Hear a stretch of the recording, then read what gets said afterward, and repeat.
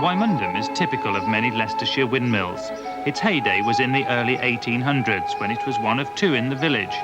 But even as early as 1834, millers were reporting declining business. Surprisingly, though, the mill was still used for farm milling until 1960. But the sales had disappeared during a gale in 1922, and it survived, using an oil engine as a commercial mill, for another 30 years. When did the decline of the windmills actually start?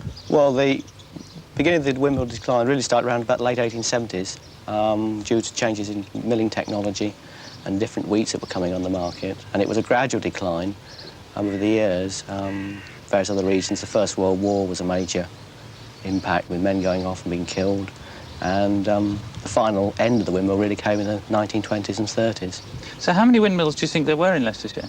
At their peak, which was around about the 1830s stroke 40s, around about 150. That continued more or less up to about the late 1870s. And then it petered out slowly, and the last one finished in 1940.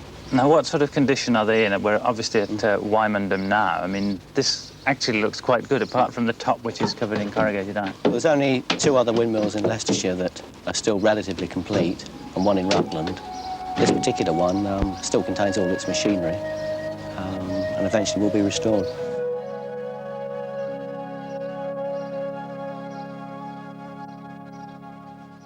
Bill and Joyce Naylor lived at the old mill house up by the mill, and Bill was really the last one to run the mill commercially into the early 50s, and people really owe them an enormous debt, actually, because there was a lot of problems in the restoration, a lot of hassle, and without their cooperation it wouldn't have survived.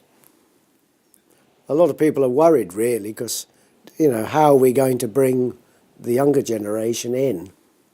We all started off when we were little, sort of going round windmills and poking about, and then one sort of moved into a real mill. But the problem is now how to get the little ones started. The thing is, one wants some of them to go to the point where they want to run a mill. That is a bit of a problem, because there's not many to run at the moment. They never forget it. People have often told me I've taken tots round here, and they've gone on about it, for never forgotten what they've seen.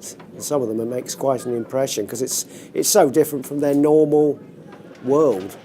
You know, cogs, wheels, noise. Some of them are terrified by the noise.